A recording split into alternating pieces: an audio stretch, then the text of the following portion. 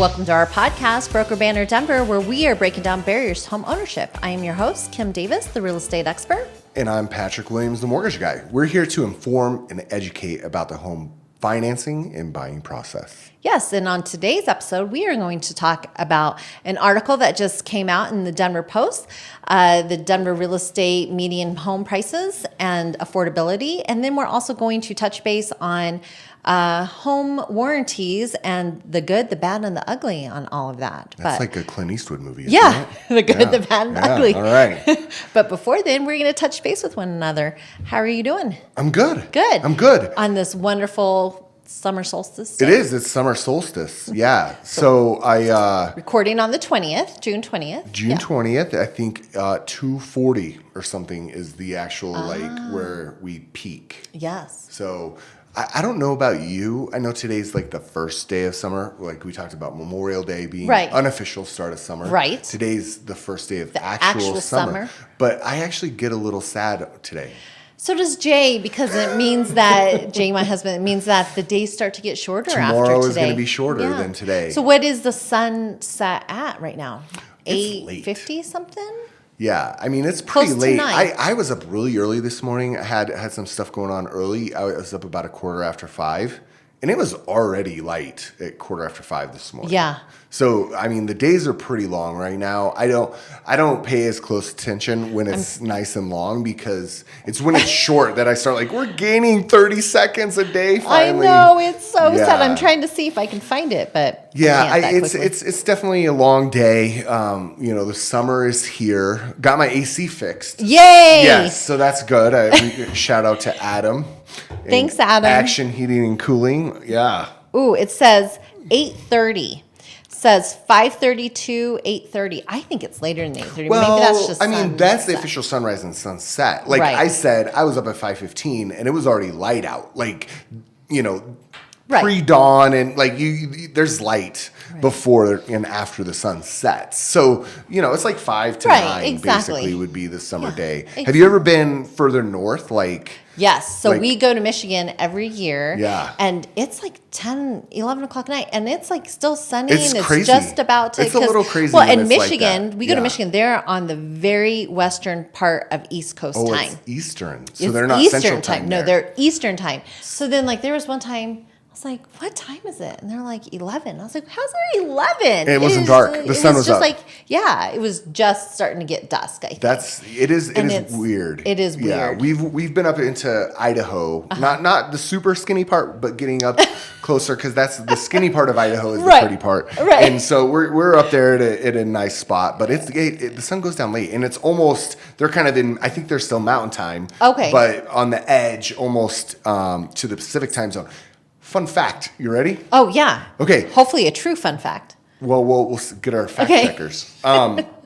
Florida and Oregon are only 1 hour time difference.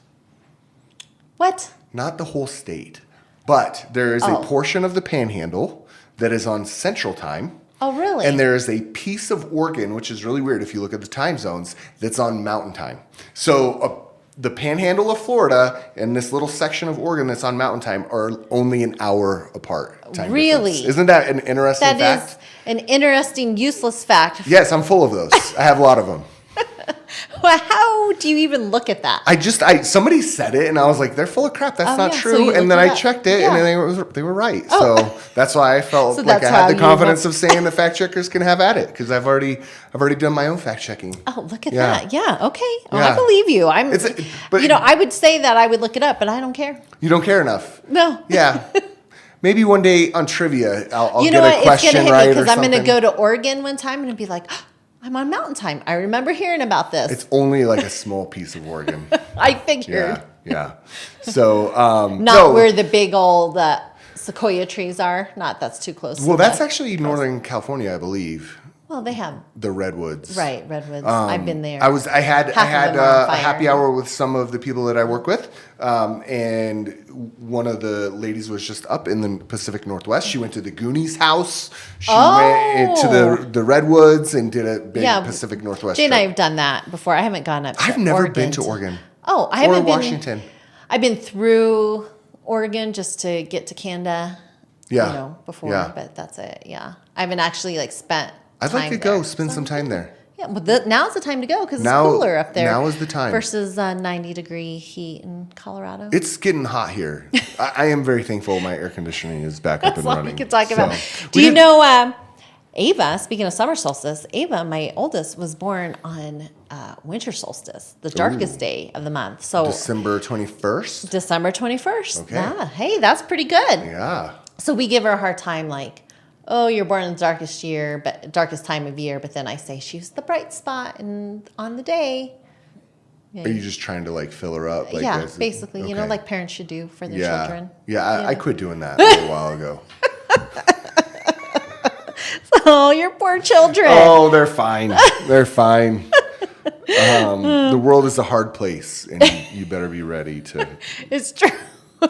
Get ready to be. I think that's part of what dads do. Dads harden their kids and make sure they're ready for adversity. Moms coddle their children and make sure coddle. that they're loved and appreciated. Yep, we're just gonna move on. All right. So What I thought dads did was dad jokes. You don't have a dad joke for us?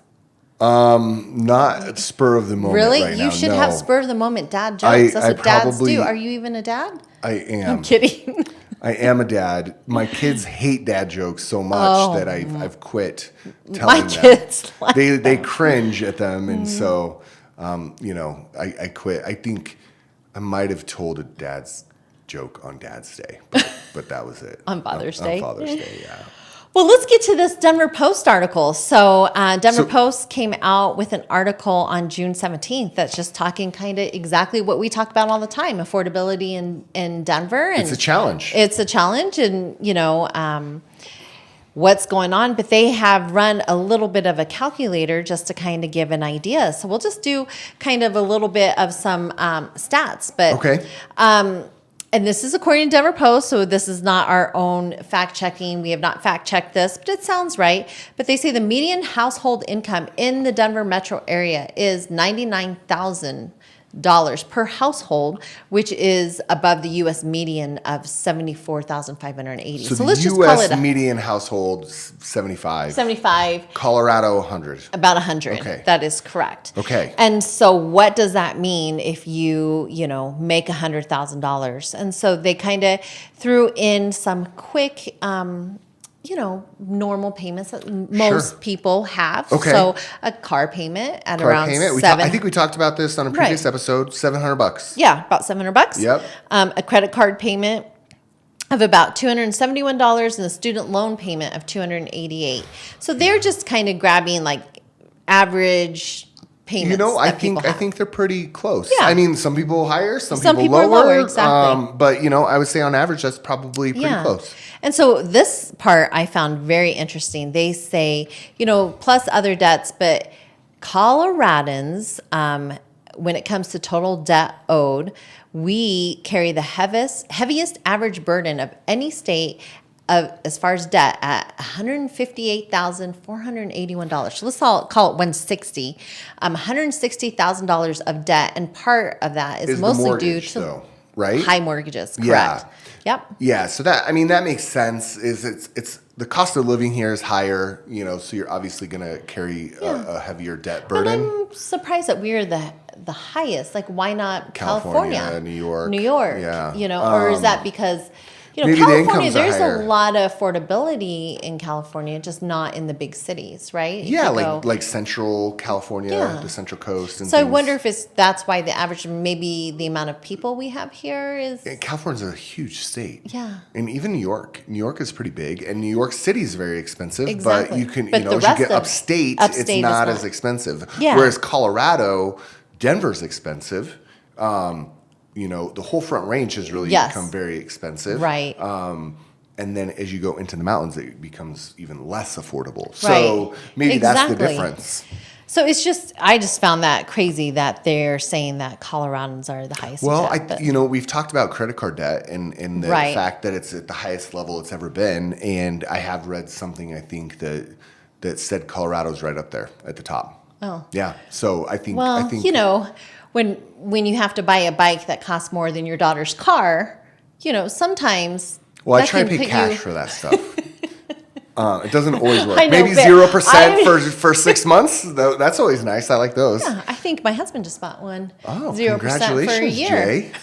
Yeah, think it's supposed to come in tomorrow. The bike market has changed drastically. There's a lot of bikes out there. As in there's- bicycles, not Bicycle. motorcycles.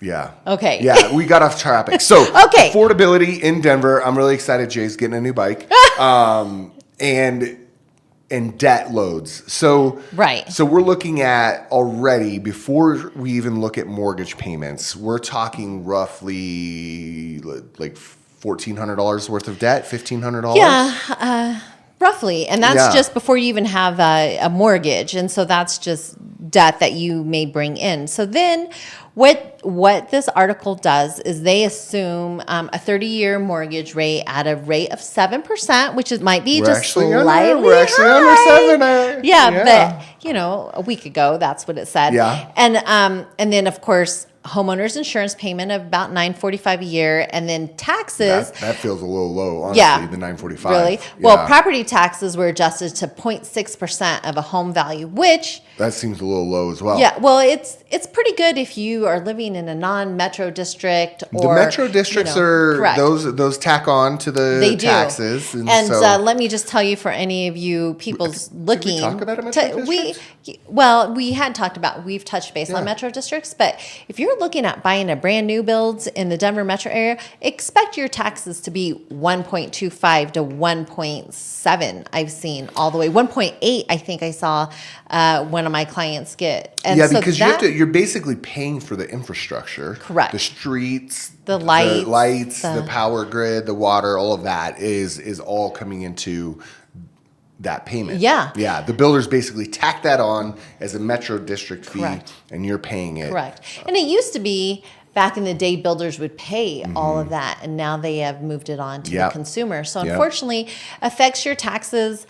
Usually they're on a 30-year bond, but so that 0.6% is It'll go away. It will go away, but 30 years is a long Yeah. time away. but we live in a metro district. So do we. And our taxes are like 0.6, 0.7. So Okay. that's why I don't think Okay. it's out of range. Not- but not terrible. Of course, our metro district was one of the first ones in, Yeah, I think the Highland Denver Ranch metro was pretty area. close too. Yeah, they were. 82, And right? and you guys don't pay a lot in taxes. Well, I think that it's up for the Yeah. most part. I mean, Right. Well, because we keep voting in bonds and Right. Yeah, but we don't need to okay. talk about that. So That's we've politics. got all of those things taken into consideration with a family that's making $100,000 a year. I think that my numbers were off because we talked about a $700 car payment, $250 roughly credit card, $250 roughly student loan. Correct. So that's closer to like $1,200, right? Okay. Well, we said 271 and 288 is what they have in the article. So But $1,250. yeah, and then plus the cost of what it would cost just to get in the house, and then deciding that you qualify for a home of, what do you think, $263,000, and that's with a 20% down payment. That's with the 20% That's down payment. with a 20% That's down huge payment. because that means there's no mortgage insurance, and that means if you're coming with, what? 263. That means you save Right. $50,000. But here's where, and we talked about this last podcast when we gave you May numbers. It says that if you were to do that, of course, the median home price in the Denver metro area, $660,000. $660. Yes. So that's more than twice what a household making nearly $100,000 can afford. almost 3 times. Yeah. 3 times, I think. I mean, this one says double, but I'm just saying. Okay. Yeah. Your math is, I'm sure. Kim depends on me. to Yes, her I math. do. I know she's Asian if you watch on our podcast, but her math is not great. My math isn't horrible. But you're the mortgage guy, I so do. you I should work know. with numbers a lot, and I can do a lot of math in my head just because I see a lot of numbers. So, So let's just couple put, things though. 220. Can you find a house for 220 in Denver? I mean, I'm sure there's always one somewhere. I don't know if it's a house, but you could probably find a really bad home that needs to be completely rehabilitated or remodeled or done, or maybe a 1 bedroom Yeah. One A bath, studio, a maybe. studio. Yeah. Yeah, You so can definitely find they're out there. condos. You can definitely find condos for Yeah. $263 Yeah. all throughout the Denver metro Sure. area for sure. So it's out there. So It is. So It is. There's a couple things in this scenario I think that we need to discuss. So Okay. I hate car payments. I don't like car payments. Yes. I don't like paying interest on a depreciating asset. Yes. Second you drive a new car off the lot, it loses 30% of its value. So is there a way that I can get that $700 car payment down? Maybe I buy a 3 or 4-year-old car with 50,000 miles on it. My car payment's $450 Right. instead of, or $350, instead of $700. Right. And now that's an additional $350, $400 a month that we can add to your mortgage Right, and still get you exactly. to qualify.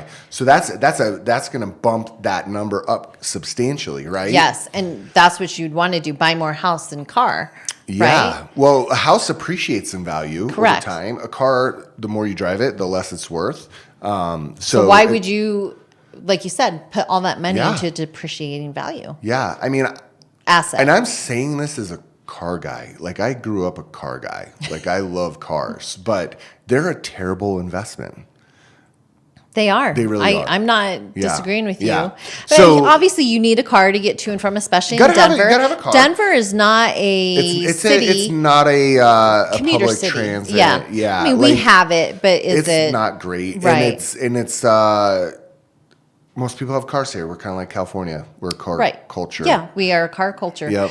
But so they're saying the median, so with median price point of $660, but they're saying, okay, so of those, and we kind of did the stats last podcast, but of the 12,692 single homes that sold in the Denver metro through May, so that's Okay. how many have sold through May, only 80 were priced below $300,000.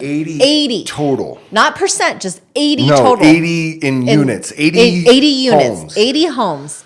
So that's why we're saying, look, Denver is not, Right. we are not affordable. We've known that for a long time. But I think that some people, I think that 100,000, it seems, when you get two double income, and it does kind of touch on that, the scenario is, if you combine like the medium wage across, two people, Yeah.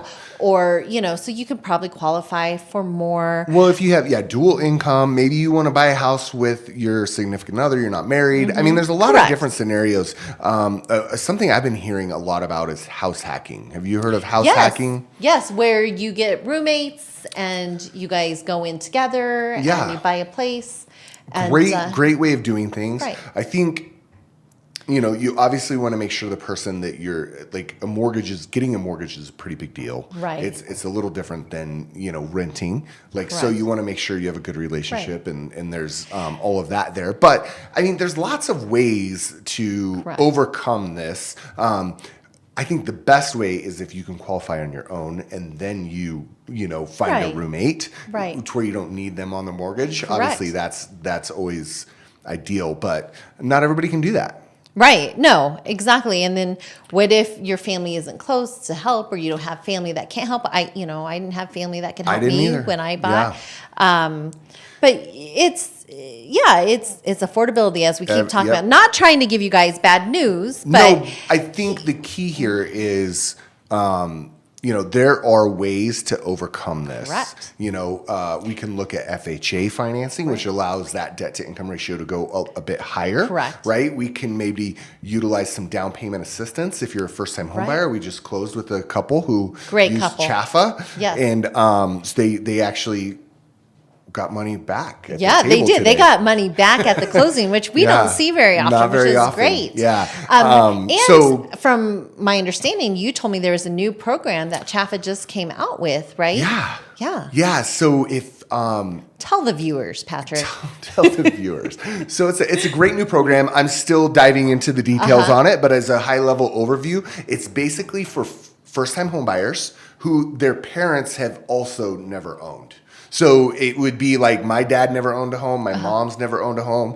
I'm going to be the first generation in my family. And so with that, they give you $25,000 to put towards your down payment as a silent second. Yeah. And so that actually helps you. You never have to make a payment on that. Right. So that's going to help bring that payment down right. on that first mortgage. And really could help. What that means is like it could really help you get into that house, right? They're going to basically help you get down payment money, get money for closing costs, get money for escrows that you need. Yeah, and you can take the money maybe that you had put aside, like, hey, I got a down payment. Yes. I'm going to pay that credit card off. And so that $250 is gone. So we can put $250 towards a mortgage and you can qualify for more. Like, so there's ways that we can move numbers around a little bit and help you qualify for more than the 220. Maybe we can get you, up to 350. Now, you don't want to be house poor. Nobody wants to be house poor. But I will say, when I bought my first home, I remember feeling like, whew, this is a big deal. Like, this is a payment that's higher than what I was renting for.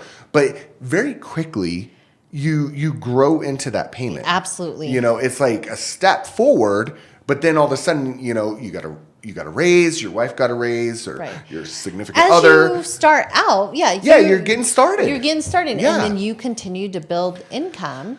And you continue to build income and at the same time equity in the home. And that's the key, because the sooner you can get into the home, the sooner you start building equity, and then your next home, you're able to, you sell your first home, or maybe even you're in a position where you keep that first home and you turn that into a rental property, and then it starts making cash flow. I tell my clients that all the time, which is taking money out of my pocket personally, but I'm like, hey, have you thought about keeping it and saving it and rent it? I wish I could have done that with my first home. It would have been a perfect rental. But I wanted the money out of it so I could put down. Right, which most people do. I think most people do want that. And being a landlord, sometimes it's not all it's cracked up to be, but it is something that you should think about, and we can always discuss and help you. But anyways, if you want to see that article, it is interesting. It kind of breaks it down a little bit more about median, what some people make as far as like industry, what the average is that they make and what they can afford. But it's on the Denver Post. I think you might need to have pay for a subscription to it, but it's called "How Much Home Can Households Afford in the Denver Metro?" I think the key to affordability right now, we have high home values and interest rates are pretty high. Yes, and so that's what's killing affordability. Thankfully, it does look like we might be starting to see some relief with interest rates. So, the Fed came out and they said basically last week, we're going to do one cut this year. And what was interesting about that is the market didn't react the way that you would anticipated that. You would have figured interest rates would go up. They didn't. And since then we've had a lot of news about jobs and inflation. Some European countries are already starting to cut rates, and everybody's saying, look, we're seeing some softening in the economy. We're seeing softening in the job market, and we're going to call your bluff, Fed, because we really think you're going to have to cut rates sooner than the one time that you're anticipating. And so right now we're actually seeing a 65% chance that they cut rates in September. That's great. That's fantastic. Do they say whether they think it's going to be a significant cut, or is it just going to be a point? My guess is if it's going to be a quarter at a time. I don't think we'll see a half a point cut. When they first started raising rates, it was a half a point at a time, which was really big. Fast. Yeah. I think it's going to be a slower down ramp than the on ramp that we took. But I really think the fact is that when we start seeing the Fed move in that direction, the market's going to react and we'll start to see interest rates come down. Oh, okay. That would be great, wouldn't it? Help with affordability. Or it will help with affordability, but it'll also, just help a lot of buyers jump into this market. But the plus and minuses to that is, it'll make it more competitive too for those buyers that aren't, have the 20% or have, or want a little bit more from a seller. So and this is what we've been talking about. Right. Like now, if you date the rate and marry the house, get into the market now so you don't have to deal with that. Correct. Because I really do think we've got a lot of people sitting on the sidelines, and as soon as those rates start to come down, they're going to jump in. Even if it's this fall, we could see a crazy fall than the typical fall right before season. The election season, which is interesting because usually it's kind of after, but usually, there's a chance if they lower rates. Interest rates usually tend to go down towards elections. It's always good for the incumbent. Right. Yeah. But one thing that you can negotiate on currently right now, since it's still a slight seller's market, but you can ask for a few little things. And so one of the things that Patrick and I thought we would talk about are home warranties that you can buy. First of all, I would just like to commend you on that segue. That was top notch. I was trying. It was good. I was guiding us there. You kept taking me back off track. I was going to get us there. You did great. So Thank you. The reason this topic came up, which I mentioned, my air conditioner went out, right? And so I got together with some other loan officers last night, and two of them, they're single ladies, and so you don't have a home warranty. And I'm like, no, I don't. And they're both like, oh, I have a home warranty, and so do I. And my fridge ran out, and they came in, they couldn't fix it, and so they replaced it. And so we kind of got on that topic. And me personally, I've never been a warranty guy. I like to roll the dice, and if it breaks, I'll fix it. You don't buy the car warranty that they're always trying to sell you? We've been trying to reach you about your extended coverage. That's exactly what it is. Your coverage is about to go out. Yeah. Do you want, So, I mean, I don't know. I like to, if it goes out, I'll pay for it. But what if I pay for it and it doesn't go out, right? So there's this back and forth. Some people really see the value. And I understand why my colleagues see the value in that, right? Like single ladies don't want to have to worry about having to replace stuff or get stuff fixed. And so it's a peace of mind. Correct. And that's, I think, what they're paying for. Correct. And I think that what it can be is, if you want to look at it, you're paying a monthly fee for on the chance that something's going to happen, and maybe it'll help cover a bigger fee. So what is a home warranty? What is a home warranty? So do you want to explain it, or you want me to explain? I think you should. Okay. But I think we should talk about one. I know as a buyer, you kind of started out that way. If you can get the seller to buy a home warranty for you for at least a year or maybe even longer as part of your negotiations, I don't see anything wrong with that. So let me explain where we do deal with home warranties a lot when you were buying and selling. And so one of the big things is let's say you go into a house and the furnace this is usually the big thing. The furnace is probably 20 years old. 20 years old, yeah. And so the inspector doing their job tells you it's at the end of its life. Well, it could be. Let's also admit that maybe some things that were built 20 or 30 years ago are built a little bit better than they are now. They don't make them like they used to. Sometimes you don't want to replace them, but most sellers will negotiate, especially in this market still, are not going to buy you a new furnace just because it's old. Now, if it's not working and it's leaking gas or something like that, but then how do you get a buyer to understand that? And so what we do a lot is we say, hey, let's buy a home warranty. And what these home warranties do is we can usually, sometimes, not always, but get the seller to pay for a home warranty. And you can get them from a year, 18 months, 2 years usually is what they'll pay for. Just saying, hey, we're going to cover the furnace if it goes out. We're going to cover the water heater, the refrigerator, the appliances. The big ticket items. Those are the things. But these home warranties aren't, they're not all the same. Some of them they pay, usually they're anywhere between $300 to $700 for a warranty, just depending on what you're covering. Total or per month? Total. Okay. I might have seen some maybe higher than that, but just as just a number. I grabbed this brochure at our closing this morning, and I was just looking at it, and this one for a single family residence that covers everything. Everything, including my air conditioner, which went out, the washer and dryer and refrigerator, and also ductwork and heating system, is $590 per month. Okay. And so let's just put, there's a big asterisk to that. And remember, we do not sell these home warranties, but I'm sure that there are limits. They usually have limits. Like, hey, if your furnace goes out, we aren't going to buy you a brand new $5,000 furnace, but hey, we will give you $1,000 towards that or $500 towards it. Usually they're not blanket. If you get into the nitty gritty, it kind of helps. Read the fine print. You read the fine print. And so are they bad? No, they're not bad. Do they give you a peace of mind? Yes. Absolutely. Can you still owe more money? Yes, but you may also get $500 to help or $1,000 to help. I mean, my refrigerator went out this year. Had to buy a new refrigerator, and I don't know if anyone's appliance shopped recently, but they don't They're have a not lot of cheap. and they don't have a lot of stuff in stock. Right. You've got to wait for a couple weeks. Yes. So the refrigerator we want, they're like, oh, that's 3 weeks out. I'm like, well, currently all my food is scattered throughout my house. We can't wait 3 weeks. So yeah, I couldn't wait 3 weeks. It was already a pain. Yeah. So I'm like, what do you have in stock right now? And that limits your options. Limits your options. Yeah. And it would have been nice because they're expensive. Few $1,000s for a refrigerator that then we just had to buy. So a home warranty would have helped that. They would have at least come out, seen if they could repair it, where we paid a repairman to come look at it. Yeah. And then we're told, oh, you're SOL.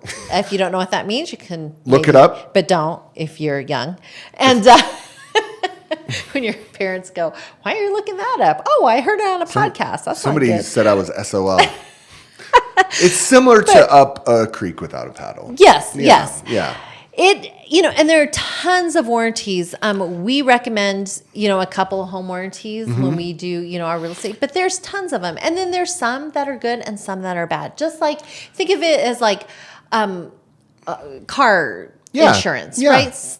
There's different types. You can get higher premiums that have more coverage. Lower premiums are probably going to have lesser coverage. But when Megan and I we were doing some math, I got here and we started talking about it. And so, I'm looking at $600 a month for this full coverage because it's not $600 a month. Maybe it's 600. Is it a year? Can I There's see no, that? yeah. I think is it really? It's only $590 a year. Well, usually, yes, it's a one-time okay, well, that's a different topic. But they do have them where you can pay monthly because we've bought Excel houses where you can buy a monthly, and then that may cover more. Okay. So I think it's just. So you think that's an annual premium? I do think that's an annual premium. Well, that's a little different. Does that make it better? But even at $600 a year, I've been in my house 5 years, so that'd be $3,000. Right. What we should do is maybe we should invite someone who does. That's a great idea. Do you know somebody? I don't. Oh, okay. But I'm sure we can call someone and find. Yeah, no, you're probably right because that's what at closing you're not paying. They're not paying monthly. It's a one-time fee that a seller will usually pay. It's not $7,200. Correct. No, it's $600. It's $600. Yeah, it's a one-time fee, and you pick the coverage. And so this one, which is the Enhanced Plus plan, and that covers everything, including your washer and dryer, your air conditioning or evaporative cooler, which is also known as a swamp cooler, and So the question is, are you a home warranty guy now? Are you going to buy a home warranty? I don't know. I get. You know what? Here's what I will say. Okay, if I paid $600 a year for the last 5 years, right? So that's $3,000, right? A little more, right? I've replaced my fridge. I've replaced my dishwasher. Right. My dryer broke and I had a repairman come out and repair that. And now I've replaced my air conditioner. Right. So I think I'd be ahead, honestly, if I had this home warranty. Well, you need to read the fine print and see how much of a furnace does it cover, and That's a how good much point. of a and. But even if it cut my costs down, now you've replaced all those. So now are you going to get a home warranty? Because that's it. That's what warranties are, right? You're playing the game. Like, do you buy a home warranty on a Toyota? I don't. A home warranty on a Toyota? No, like the car. No, because warranty. Toyotas run forever. Exactly, but they still sell them to you, and there are still some that sometimes break down. So and I'm a big Toyota girl. Like I love Toyota, Lexus. I love. Yeah, those are the cars that I owned before. Except for she drives a Tesla right now. I do drive a Tesla now. Okay, so. This is what I've always said when people offer me the extended warranty. All right. So I'm at the counter and I'm paying for whatever I just bought. Right. Big ticket item, TV, refrigerator. And they're like, would you like the extended warranty? And I'm like, are you telling me it's going to break down? Like, should I not buy this? Because if I need the extended warranty, I don't know that I want this product. Right. Which the poor people at the cash register hate me, I'm sure. Geez. But that's kind of my, like, I'm buying this product. I've done my research. I believe it's going to last. Right. I'm going to roll the dice. Right. You usually get a manufacturer's warranty. Correct. And if it goes out after that, then I made a bad decision. I do think there's a place for, don't get me wrong, I think there's a place for home warranties. I think that it definitely gives buyers a new peace of mind, and especially when a buyer has put in everything that they have to get into a house. Sometimes it does take... If you're a first-time home buyer, it takes a little while to build that back up. And so to have a furnace go out in the first year Correct. you bought your home, you're like, oh my goodness. Yeah. You just used all your savings to get into this house, Right. and now you have to buy a furnace, a water heater. You know, so a home warranty 0% for 12 months. Exactly. Like buying a bike. Except for you actually need a furnace and You a water do. heater. You actually do need a bike too, so that's okay. It's an opinion. To be but, debated. I think it's a great tool. Now, why don't we push it on to every single buyer? Because, you know, sometimes you don't need it. If has a brand new AC or brand new furnace. If the furnace was replaced 3 years ago. Correct. If the big price items are things that you don't need to, you know, Like hopefully won't need for insurance, or they're going to break down. Yeah. That means that you're just adding another layer or another layer to negotiations, right? If you walk in and they have like 5 offers and all of a sudden you're like, hey, I want a home warranty. They're gonna go with the guy who's like, I'm good with the way it is. Exactly. And I don't need a warranty. But if it has an old furnace and you're the only offer, and you're paying over list price, or maybe you're not, there's a lot more negotiation room in there. And so I've had it both ways, where clients have gotten it and they've never used it, and I've had it where they've gotten it and they use it multiple times. Peace of mind. It really, I think it's a case by case scenario based on kind of the big ticket items in the home. But I have a friend who, you know, he's worked really hard. He saved a lot of money and he bought himself a really nice Audi. Like, this was a big deal for him, right? Like, I'm going to go buy myself a nice car. You should buy the extended warranty. He did. Oh. But he bought it brand new. Okay. So, but that's his personality. He's like, I did it when I bought my Ford Explorer 12 years ago, and it makes me feel better. So I'm just going to pay it up front, and I'm going to be done. Our friend Elise, she bought a Nissan. Well, and I'd buy the extended warranty on a Nissan. She has used that thing so many times. I mean, paid for so it time and time there again. are times where... You know, I think I bought a high mileage GMC, and I'm like, I think I probably better get the warranty on this when I was younger. And sure enough, the transmission went out. Right. You know, so I mean, there are times that it makes sense, but you do have to kind of weigh, like, what am I getting myself into here? So I guess if you're thinking about getting a home warranty, give us a call. We can recommend some for you. We don't want to use any names on here because there are quite a few, and we want to make sure you read the fine print. Everyone is different. So, I think good conversation. I guess I should have had a home warranty. So. I think that's where I landed. You are? I guess so. Okay, I guess he's getting one. We'll let you know how it goes. All right. Well, thanks for watching. If you found this podcast valuable, please give us a like, share. You can find us on Spotify, YouTube, and iTunes. See you next week.